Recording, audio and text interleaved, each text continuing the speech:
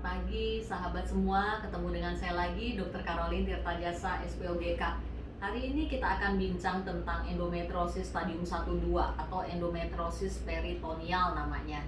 Banyak gadis-gadis remaja zaman now ini ya, karena pengaruh junk food juga ya. Jadi banyak yang mensnya sudah sakit ya. Baru 1 tahun 2 tahun dapat mens, tapi sakitnya itu luar biasa. Kadang-kadang mesti tidak bisa beraktivitas ya, tidak bisa belajar atau masuk sekolah lagi karena nyeri mens yang sangat hebat. Nah, kalau kita USG tidak terlihat apa-apa ya, USG baik transrektal maupun dari perut ya, kita tidak bisa melihat apa-apa, seolah-olah semuanya normal ya. CA125 pun tumor marker endometriosis juga rata-rata masih normal ya. Ya seperti yang terjadi pada salah satu pasien saya ini ya, umurnya masih 22 tahun tapi mensnya juga nyeri.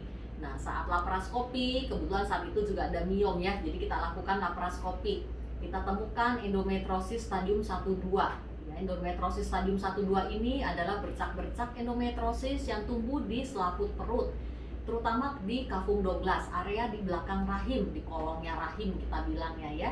Dia berupa bercak-bercak kecoklatan ya, yang ikut mengeluarkan darah saat haid. Karena itu kalau lagi haid sakit ya proses endometriosis ini. Kita lihat ya videonya singkat seperti ini ya.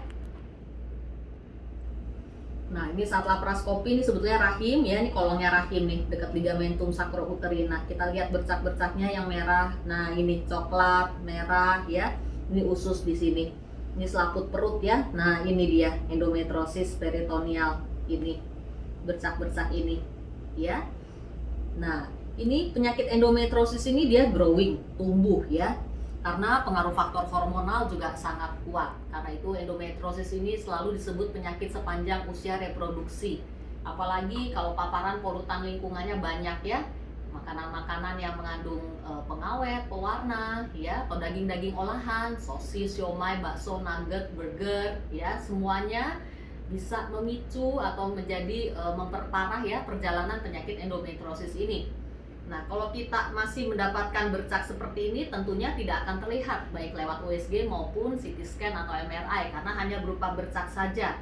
Tetapi kalau perjalanan si endometriosis ini progres ya, dia growing terus, nah bercak ini bisa tumbuh juga di indung telur dan akan membuat kista endometriosis namanya ya. Kalau sudah dalam bentuk kista, sudah ada benjolan di indung telur ya, kita bisa lihat lewat USG, oh ada kista endometriosis, baru ketahuan ada endometriosis sudah stadium 3-4.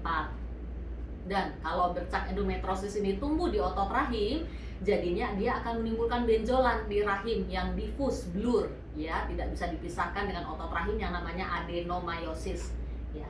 Jadi endometriosis ini bisa tumbuh di mana-mana ya, di luar organ reproduksi sebetulnya juga bisa ya, bisa tumbuh di otak, bisa tumbuh di paru-paru, meskipun kasusnya jarang. Jadi lebih banyak organ reproduksi yang diserang oleh penyakit endometriosis ini.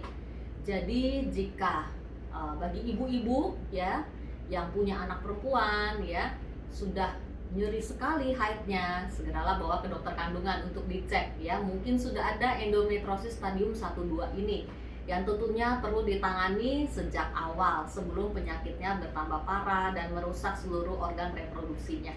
Sekian dan terima kasih, semoga menjadi manfaat.